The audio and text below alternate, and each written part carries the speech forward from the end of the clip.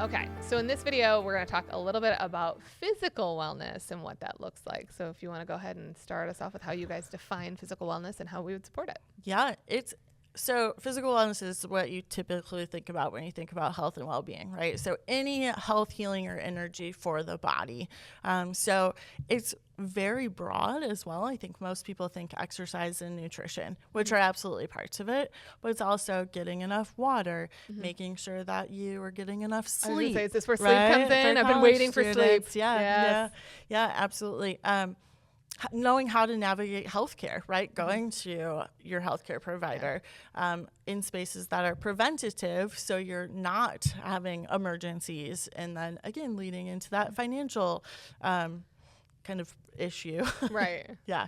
Yeah, so doing more of the preventative things so we can not have the unexpected expenses. For sure. But also one of the things too is by having the preventative things, you establish a physician for when it is something maybe not emergency level, but like you have a cold, who do you go to? Yeah. And so one of the things that I've noticed is a challenge for my students when they are moving, so a lot of college students are moving to a new area, is trying to establish new doctors and new routines. And you don't want to wait until that moment when you're like, I'm so sniffly and I can't stop vomiting and I know I have to get to the website to find somebody who is seeking new patients. So setting that up early is very important when you move into a new area. Absolutely. I think a lot of people think like, no, I'll just go home and visit my doctor that I've been seeing for years because that's comfort. Right. But then when you have those moments where it's like, no, I don't want to drive 5 hours while I feel like this. Yeah. So setting up that, I am glad that you did mention kind of the physician end of things. Yeah. Absolutely. So swinging back to, because I got really excited. The sleep. Yeah. Let's talk sleep, please. Yeah. Because I will fully admit, I was that student that the sleep end of my wheel was the last piece that I actually prioritized. Yeah. I didn't sleep very much. It was a lot of falling asleep in class. I fell asleep on an exam. Oh boy. It was an all essay exam. That was terrifying to wake up on. So what should students aim for, or how do they recognize if they're not getting enough sleep? Because I know there's a range. Yeah. So the kind of research out there says 7 to 9 hours. It's kind of dependent on the person in different aspects of that. So really trying to establish a routine is really important. I had a student that was also an athlete and found this like really cool video about how when we kind of go off of our routine, whether it's to study or whether it's the weekend or whatever it is, it takes our body like 3 days to get back to what our routine was. And so if you do that every couple of days, you're never on trying to what you need for sleep. So I thought that was really interesting. Yeah, I've seen those studies, and I recently recommended that to a student because she was really struggling with her morning classes, which were 3 days a week. And I said, even on the weekends, if you get up at the same time, it becomes the automatic. So the circadian rhythm in the brain, so there is an area that directly releases melatonin at a certain time. You're training that. And so even on the weekends, if you keep getting up at the same time, when it gets to the week, you no longer need the alarm clock. It's glorious, by the way, when you get there. Fantastic. You're like, look at me, I'm up. And I don't need to hear the loud chirpy thing. Like it's a much more gradual awake experience.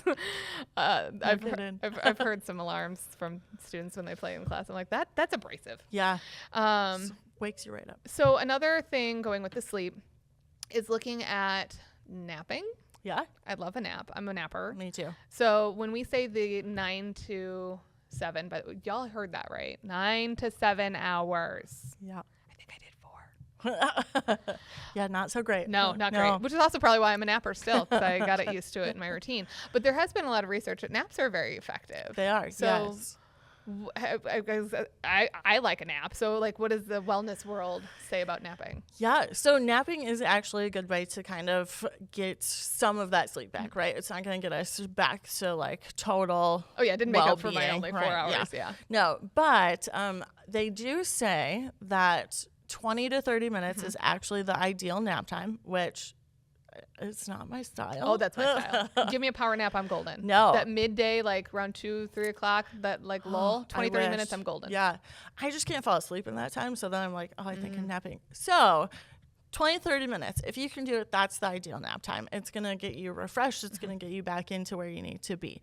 If you can't do that, they say 90 minutes because it lets you go through the whole full cycle. Yeah. Yep. And sorry, so the scientist in me was like, oh, I know this. Yep, full REM cycle. And so you get back and you're not groggy, right? Yeah. Anytime in between, you're going to feel more groggy and be slower And than you were. Yeah, and it's less effective. It actually kind of feels worse. Yeah. That's my husband. He can't do the power nap, and he's just like done. I know if he falls asleep, I'm like, well, nothing's getting accomplished for the rest of the day. Other ends of the wheel. So I do want to talk the physical wellness a little bit as far as the workout part, and then nutrition as well. So what are some top pieces of advice for those two?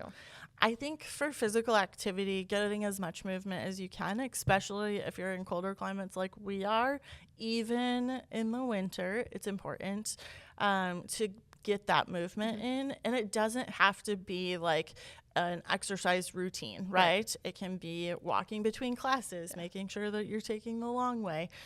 It's not obviously going to be as ideal as like the 150 minutes of moderate to vigorous exercise, right? That's kind of suggested, but any type of movement is going to be really good for us. Yeah, I recently was listening to something, I think she was a neurologist out of Harvard. She was talking about if you walk to places where you have the same walk as if you were late, that it's a good cardiovascular workout and also a brain health workout.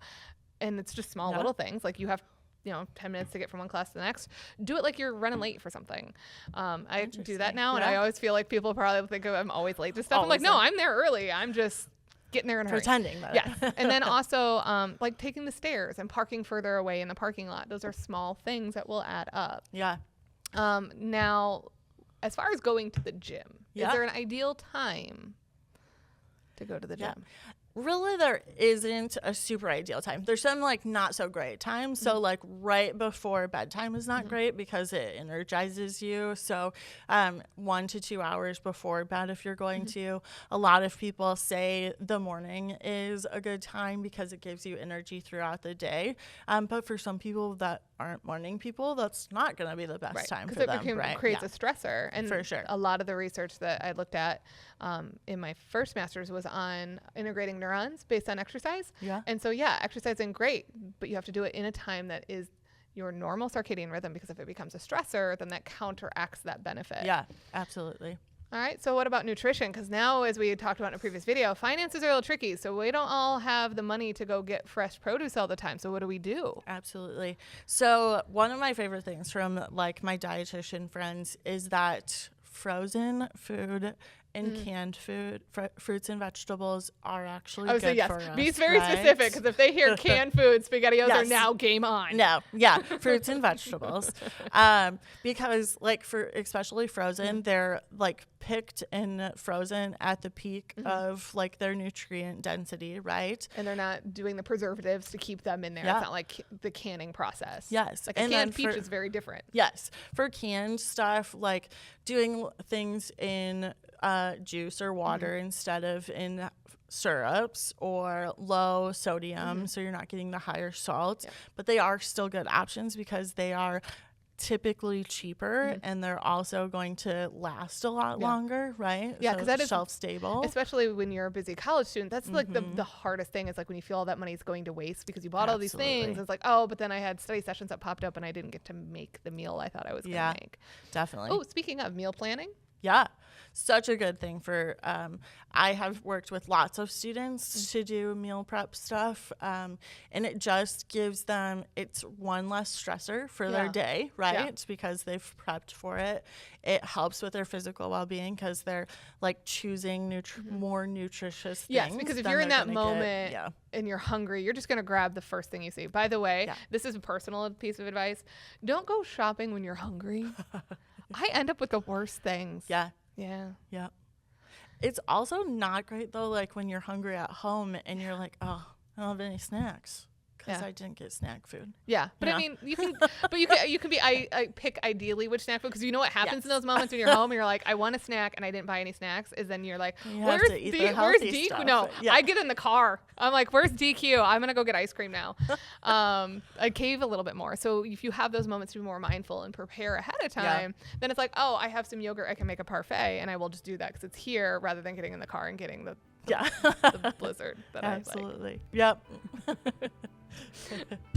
Any other advice in the physical area? I don't think so. All right, thank you.